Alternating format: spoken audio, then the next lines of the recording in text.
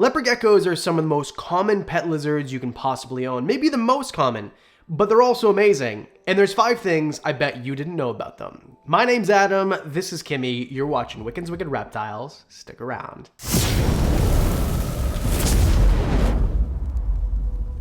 I love leopard geckos. The first videos I ever did were about leopard geckos, and I'm excited to share a little bit more with you today. So there are 5 things I'm pretty sure you don't know about leopard geckos that you should before you get one. And if you do get a leopard gecko, congratulations if you're about to get it. If you've just gotten it, this is a really big step. Getting one of these things is really cool because, well, they're easy to take care of and they offer a ton of fun. They're fun to look at, they're fun to house, everything about them is great, and there's very little drawbacks, as long as you know these 5 things. First of all, don't go into this lightly. Just because your friend said I had a leopard gecko for a couple of years, no. These things will live 20 years. I'm talking 15 to 20 years is the average, which means that they can go longer than 20 years. So don't go into these things thinking it's a hamster. It's not. I had hamsters growing up, and mice and rats and all these small pets. Those animals will die in 3 years of natural causes. A leopard gecko is gonna be around for a long, long time. I'm talking, if you get one of these things when you're in, say, I don't know, grade 4, you're gonna be 30 by the time it's dead. By the time it passes away, that seemed like so harsh. If you take care of it right, which you're going to because you have no excuse not to. There's great care guides like this one right here and lots all over the internet, and you live in the age of the internet. There's really no reason that you wouldn't know how to take care of leopard geckos in the first place, being that there's so much information. Plus, it's super cheap to house them, it's super cheap to feed them, and they're really fun and entertaining, so there's no reason that they can't last 20 years in your care. Before we move on, I just want to say thanks to today's sponsor, me, Informal History. I'm not selling you anything, I want no money. There's no link for you to click besides another YouTube channel, which is my history channel, Informal History. So if you like historic events, but maybe a lot of stuff kind of goes over your head because you want to do it for fun and you're not a historian, that's what this channel is for. I explain things in history, historical events, true crime, things like that in a very easy, basic way for everyone to understand. Whether you're brand new to history and true crime and stuff like that, or you've been doing it for a while, it's something for everybody to enjoy. We're actually about to film one right now. I'm really proud of what we've done, and please hit the link below if you want to check it out, and if you like it, hit subscribe. I want to see this channel grow too. Number 4, despite what the big brand pet stores want you to think, they do not come from deserts. Leopard geckos do not live in a desert. They don't live in dunes. They don't live in big sandy swaths of land. These animals will live in rocky outcrops that are savanna-esque in that there's grass and there's plants and there's,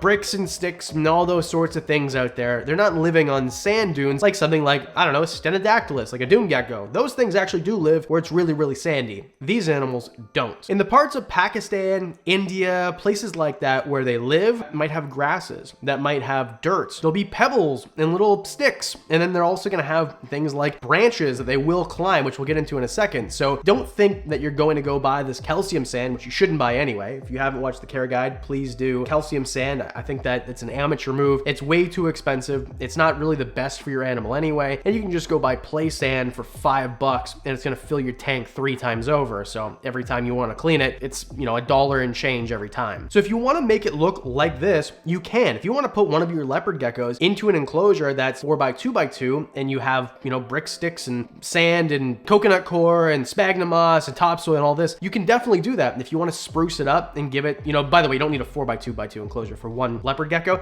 I'm just saying, if you wanted something that looks like this or in a smaller, so something like this, Cheech is in a 50-gallon or somewhere around there. It's 3 feet long, 18 inches deep and 18 inches tall. And his is bioactive. He's got jade plants and haworthia and air plants and twigs and logs and all sorts of different stuff. Cork rounds, this one looks much more aesthetic, but realistically, they both offer the exact same purpose and one is just as good as the other. If you want to go ahead and give them, paper towel as well, and, stuff that you buy from a reptile store that's made of plastic that you paid a lot of money for that looks like branches and looks like sticks, you can do that too. There's nothing wrong with doing those things. I've turned over coconut for a hide. Those things are all fine too. Just don't put them on just sand. Make sure it's a mixture. Make sure that they're substrate. Don't overthink it. So play sand is what you want. Actually, don't get an aggregate that's used for construction. Basically, to break it down, play sand is a round granule, so it'll, break apart really easily, whereas a builder sand is meant to pack together and you don't want that to happen inside your gecko. Mix the play sand with topsoil or dried coconut core and sphagnum moss and stuff like that. So don't overthink it. Again, care guide was already mentioned. It's in the description below. That's what the name of the game when it comes to having a leopard gecko.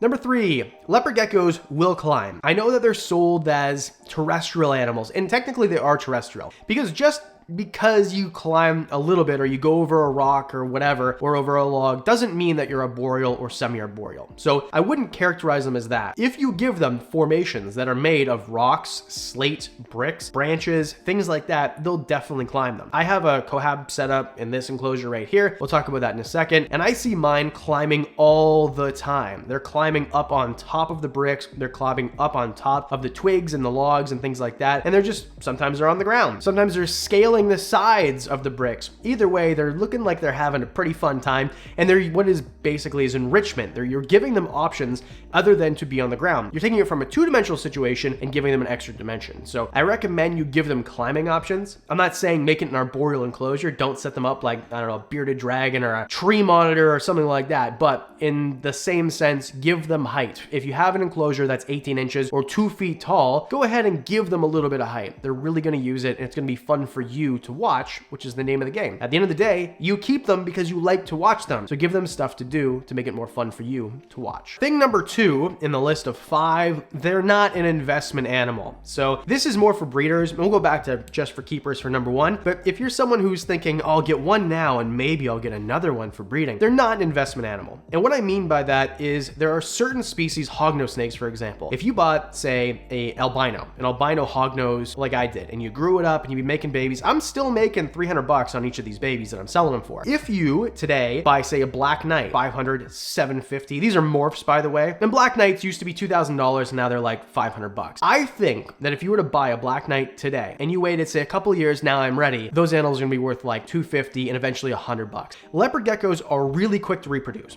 Hognose snakes, most pythons, boa species, take 3 to 5 years for the females to gain maturity, sexual maturity, in order to breed. Now, some of them are 3 years and some of them are 5, depending on species. But let's suppose you get a baby. A lot changes in 5 years. So it takes a while for those animals to reach sexual maturity, and then there's a whole bunch of things that can happen. If you get an animal like a leopard gecko, they're ready to breed in 9 months a lot of the time. So not much changes in 9 months in terms of demand. So the demand is there, and now you're flooding the market with supply. So everyone has the same idea, and because they can do it so quick, way more people do it. Not to mention that a high-end leopard gecko is $2,000, where a high-end, I don't know, ball python might be $20,000. So the barrier to entry is low. You can turn it around quickly. So if you're late to the game, you're late to the game. These are not an investment animal. I mean, you can make money. I'm not saying you can't make money. I'm just saying the days of people becoming millionaires getting into leopard geckos, there's really nobody who's getting into leopard geckos right now that's going to make millions of dollars off of leopard geckos. I just don't see that happening. If I'm wrong, that'd be really cool. I breed leopard geckos. I'm not making any money. I'm breaking even. It's something that I can do. And next year, I'm really going to ramp down my production of leopard geckos. I'll keep this one short. Let's move on to number 1. Number 1, you might have seen this coming. Leopard geckos can cohabitate. You can keep 2 together or more. Hold on a second. There are ways that you can do it, and there are ways that you shouldn't do it. If you're brand new to leopard geckos, let me make this very clear. This is your first leopard gecko. You're just getting into them. You've only had them for a year, I don't know, a small amount of time. Because what's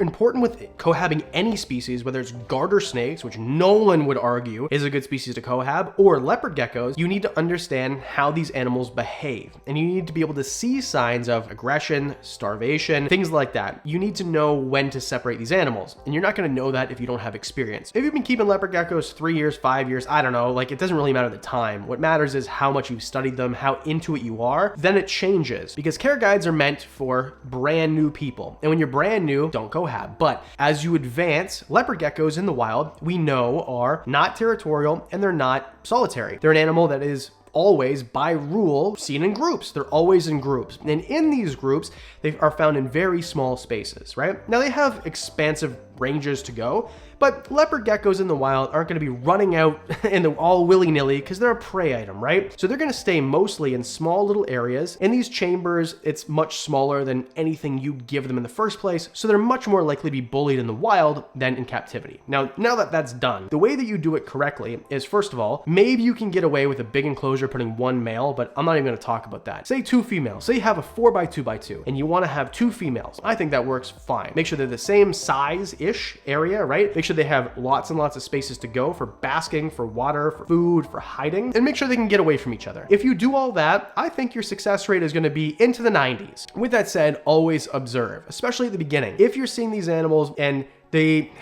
show a little bit of I don't want to be around each other, then separate them. But I just think in an enclosure that's big enough, that is outfitted properly, your success rate is going to be very, very high. And if you're thinking, I don't know if that's for me, I don't really, then don't do it. Simple as that, just don't do it. And there's nothing wrong with that either. There's nothing wrong with playing it safe and doing it by the book. If you are somebody who wants to set up a really cool naturalistic enclosure, this is how it look in the wild, this is how they behave, well, you can definitely put more than one together. But again, don't be a novice. Do not be a beginner. Do your research first. Study them. Maybe get 2 or 3 leopard geckos if you want to, and set them all separately, and then figure out how to put them together. So this wasn't a 5 things you should do, just 5 things you might not have known. Let me know in the comment section below. Are there things in this video that you didn't know? And what's next week's video? Let me know. I get all the ideas out of the comment section. Please, if you haven't already, please hit like and subscribe. You get discounts on merch if you join the Patreon videos early, one-on-ones. I really love those. All those and more for as little as $1. That's it. I do videos on Mondays and Thursdays, so I'll see you